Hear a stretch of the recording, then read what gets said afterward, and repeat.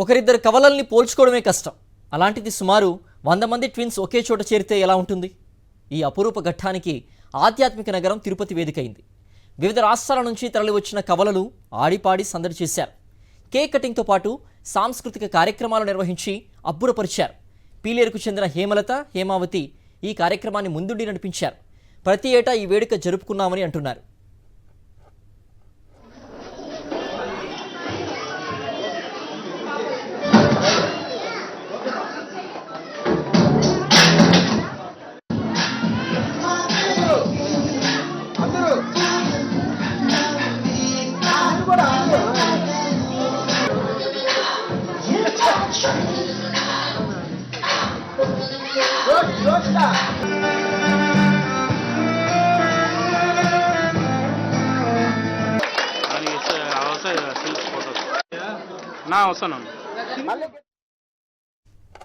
ఈ అంశానికి సంబంధించి మరింత సమాచారం మా ప్రతినిధి ప్రసాద్ అందిస్తారు.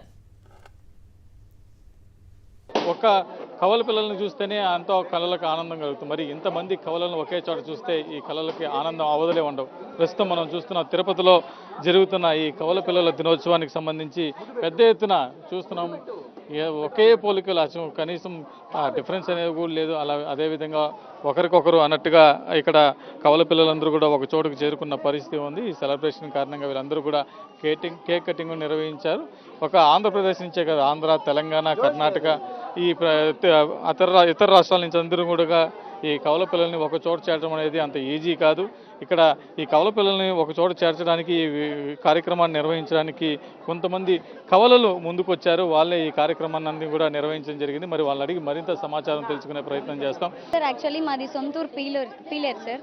యాక్చువల్లీ మేము పుట్టి పెరిగిందంతా తిరుపతిలోనే. సో మా స్టడీస్ అంతా కూడా తిరుపతిలోనే జరిగింది. సో మేము ప్రెసెంట్ బెంగళూరులో ఒక ప్రైవేట్ కంపెనీలో జాబ్ చేస్తున్నాము. సో మేము ఒక 5 years నుంచి ఈ ట్విన్స్ డే అనేది చాలా గ్రాండ్గా చేస్తున్నాము. ఒక 15 years నుంచి మేము ట్విన్స్ డే అనేది కన్ఫామ్గా జరుపుకుంటున్నాము, ఏ ఇయర్ కూడా మిస్ అవ్వకుండా. అదే కాకుండా మాకు ఈ ట్విన్స్ అందరినీ మేము ఎలా గ్యాదర్ చేసాము అని అంటే, ఒక వాట్సాప్ ఉంది సార్ మాకు. మేము ఆ వాట్సాప్ ద్వారా మేము ఇలా February 22 అనేది మేము ఒక 15 days ముందు నుంచే మేము ప్లాన్ చేసుకుంటాము. సో అందరినీ బయట స్టేట్స్ వాళ్ళందరికీ కూడా ఇన్ఫార్మ్ చేస్తాము ఇక్కడ ట్విన్స్ డే ఈవెంట్ జరుగుతుంది అని. కవల పిల్లలు పుట్టారు కదా, మీకు పాజిటివ్స్ ఏంటి, నెగిటివ్స్ ఏంటి? సార్, పాజిటివ్స్ అంటే అన్ని పాజిటివ్స్గానే ఉంటాయి సార్. నెగిటివ్ అంటే మాకు హెల్త్ ఇష్యూ మాత్రమే సార్. అంటే 90% నాకు ఫీవర్ వస్తే తనకు కూడా ఫీవర్ వస్తుంది అనమాట.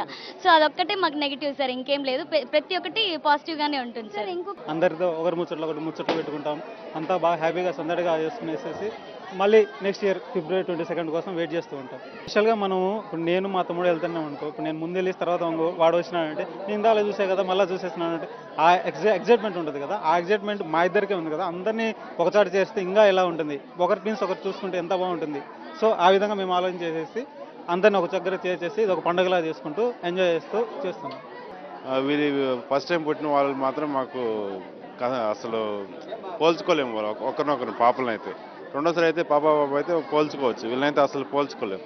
మేము Sri Venkateswara children's high school చదువుతున్నాము. మేము 5th class. మీరిద్దరు ఒకేసారి పుట్టారు, ఒకే విధంగా ఉండడం అనేది ఎలా అనిపిస్తుంది? హ్యాపీగా అనిపిస్తుంది. కవల పిల్లలు రావడం, వాళ్ళందరినీ కూడా ఇక్కడ ఉన్న తల్లిదండ్రులు చూడముచ్చటగా వాళ్ళందరూ కూడా చూస్తూ ఎంజాయ్ చేస్తున్న పరిస్థితి ఉంది. ప్రతి సంవత్సరం కూడా February 22 కవల పిల్లల దినోత్సవంగా జరుపుకోవడం ఆనవాయితీగా వస్తుంది. అదేవిధంగా నేడు కూడా ఇక్కడ జరుపుకొని అందరినీ కూడా ఆనందపరుస్తున్న పరిస్థితి ఉంది. వీడియో జర్నలిస్టు ఎల్ఐతో ప్రసాద్, సాక్షి టీవీ, తిరుపతి నుండి.